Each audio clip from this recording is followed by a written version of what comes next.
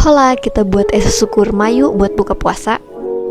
Bahan-bahannya mudah banget. Di sini kalian hanya perlu 2 butir kurma, gula merah yang udah dilelehin, susu cair plain.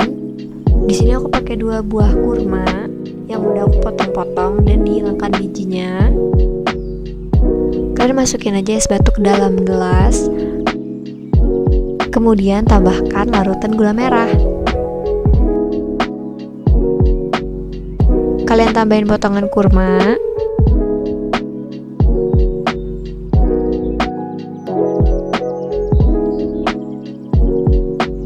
Setelah itu masukin susu cair plain.